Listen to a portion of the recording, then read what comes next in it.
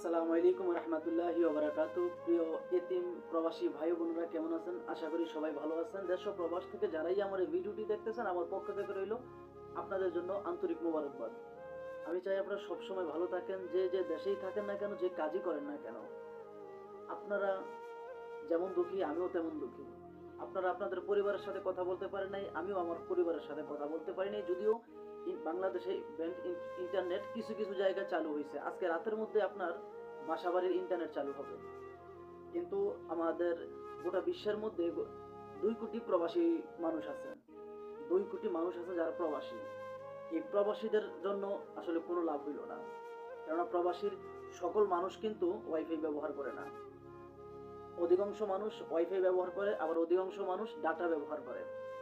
এই যে আপনার বাসাবাড়ির ইন্টারনেটগুলো চালু হইলো, তাতে আমাদের মতো মধ্যবিত্ত পরিবারের বা সাধারণ যে মানুষগুলো, তাদের মধ্যে কোনো লাভ হইলো না বা লাভের মুখ দেখতেছি না। আমাদের তথ্য টেলিযোগাযোগ মন্ত্রী পলক সাহেব দেখলাম কালকে একটা প্রতিবেদনে বলছিলেন যে আসলে মোবাইল ডেটা ব্যবহার চালু হতে আরও কয়েকদিন সময় লাগতে পারে। বা আমি আরও কয়েকটা নিউজে দেখলাম, যেমন 24-এ দেখলাম, সময় টিভিতে দেখলাম যে এই ইন্টারনেট স্বাভাবিক হতে নাকি আরও 1 মাস সময় লাগতে পারে, আরও একটা মাস সময় লাগতে পারে। এই যে গোটা পৃথিবী থেকে আমাদেরকে বিচ্ছিন্ন করে দেওয়া হয়েছে, আমাদের প্রবাসীদেরকে বিচ্ছিন্ন করে দেওয়া হয়েছে, আবার আমাদেরকেই বলে রেমিটেন্স পাঠাও ব্যাংকের মাধ্যমে। আমাদেরকে পৃথিবী থেকে বা বাংলাদেশ থেকে বিচ্ছিন্ন করে আমাদের পেটে ছুরি মেরে আবার আমাদেরকেই বলে বৈধ পথে রেমিটেন্স পাঠাও। এটাকে আমরা কখনো মেনে নিব? কখনোই মেনে নিব না। কেননা আমরা সবসময় চেষ্টা করি যে আসলে দেশকে ভালো রাখতে, পরিবারকে ভালো রাখতে। জীবন যৌবন শেষ করতেছি আমরা প্রবাসে বসে, কিন্তু আমাদের জন্য ইন্টারনেট চালু না করে চালু করা হলো কি বিশেষ যে আপনার কায়দাগুলো, যেমন ওয়াসা, বিমানবন্দর, গার্মেন্টস, ফ্রিল্যান্সিং বা বিভিন্ন এরকম আদার্স সরকারি বেসরকারি এরকম বড় বড় প্রতিষ্ঠানে ইন্টারনেট চালু করা হয়েছে, কিন্তু আমাদের জন্য এখন পর্যন্ত চালু করা হইল না। এটা আমাদের ভিতরে একটা কষ্ট। প্রবাসীদের মেধাও নাই, কোটাও নাই। আর আমাদের সরকার বর্তমানে কোটা হিসেবে আপনার ইন্টারনেট দিচ্ছে, কোথাও আছে আবার কোথাও নাই, কোথাও স্পিড পাচ্ছে, কোথাও পাচ্ছে না। আজকে আবার দেখলাম আমাদের প্রিয় এক ভাই আমাকে বলল যে 10 মিনিট উনি কথা বলছে, তার মধ্যে হয়তো 1 মিনিট ঠিক মতো কথা বুঝছে। তাহলে এমন হলো না যে আমাদেরকে ইন্টারনেট দেওয়া হলো কোটা হিসাবে? যদি কোটা হিসাবে দেওয়া না হতো তাহলে তো আমরা সব জায়গায় ইন্টারনেট পেতাম, আমরা প্রবাসীরা পরিবারের সাথে সুন্দরভাবে কথা বলতে পারতাম। আজকে 5 থেকে 6টা দিন এই যে এতিমের মতো পুরা রইছি। এই জন্যই আমি আপনাদেরকে বললাম যে আপনারা এতিম প্রবাসী।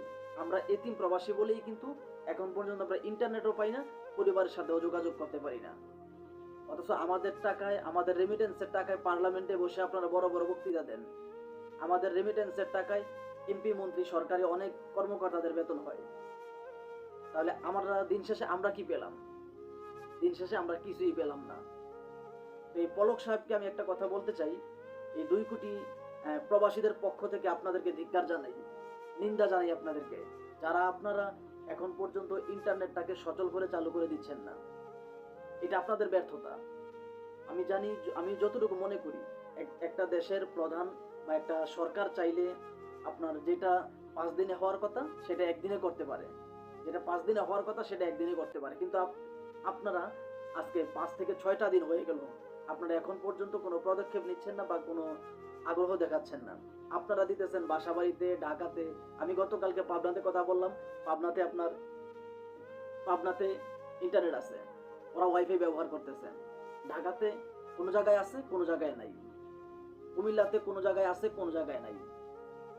আমাদেরকে কোটা হিসাবে আপনারা ইন্টারনেট দিচ্ছেন, এটা তো আমরা মেনে নিব না। আমাদেরকে কোটা হিসাবে ইন্টারনেট দিবেন, আবার বলবেন যে বৈধ পথে রেমিটেন্স পাঠাতে, আমাদের পেটে ছুরি মারবেন, আবার আমাদের কি বলবেন রেমিটেন্স পাঠাও।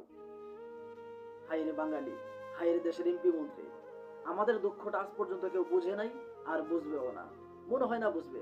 কেননা আমি আগেও বলছি, এখনো বলি, প্রবাসীদের মেধাও নাই, কোটাও নাই। যা একটা বউ ছিল তার সাথেও কথা হয় না আজকে প্রায় 6 দিনের মতো, তার সাথেও কথা হয় না আজকে 6 দিনের মতো। আপনারা কি চাচ্ছেন সেটা আমাদেরকে একটু খুলে বলবেন, যে আসলে ইন্টারনেট বন্ধ করে আপনারা আমাদেরকে কি বোঝাতে চাচ্ছেন?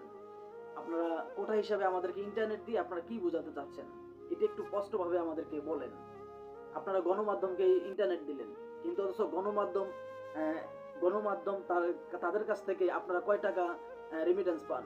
যারা রেমিটেন্স যোদ্ধা, আমরা প্রবাসীরা যারা রেমিটেন্স যোদ্ধা, আমরা ইন্টারনেট পাই না, অথচ গণমাধ্যম ঠিকই পায়। গণমাধ্যম ঠিকই ইন্টারনেট পায়, কিন্তু আমরাও ভাগারা পাই না। আমরা এমন একটা জাতি। যোদ্ধাদেরকে আপনারা ভালোবাসেন না, আপনারা ভালোবাসেন বিভিন্ন আপনার কলকারখানা, বিমানবন্দর, এইটা ওইটা বকর সকর যত আছে, ওইগুলাতে আপনারা ওদেরকে ভালোবাসেন, আমাদেরকে কখনোই ভালোবাসেন না। একমাত্র প্রবাসীদেরকে ভালোবাসে শুধু রেমিটেন্সের জন্য, আমার মনে হয় প্রবাসীদেরকে ভালোবাসে শুধু রেমিটেন্সের জন্য, আর কিছুর জন্য না। প্রবাসীদেরকে কখনো তারা মানুষ মন থেকে ভালোবাসে নাই, আর বাসবেও না। শুধু একমাত্র রেমিটেন্সের জন্য প্রবাসীদেরকে ভালোবাসে।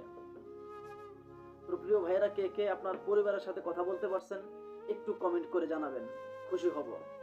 যদিও বাংলাদেশে আমি ডলার থেকে ফোন দিলাম, ডলারে ফোন যায় না, বা যদিও 10 থেকে 12 বার চেষ্টা করার পরে যদিও 1 মিনিট কথা বলতে পারি, 2-3 মিনিট কথা বলতে পারি, এর মধ্যে কথা বোঝা যায় না। 2 মিনিট কথা বললে 30 সেকেন্ড কথা বোঝা যায়, শো শো শো শো শব্দ হয়।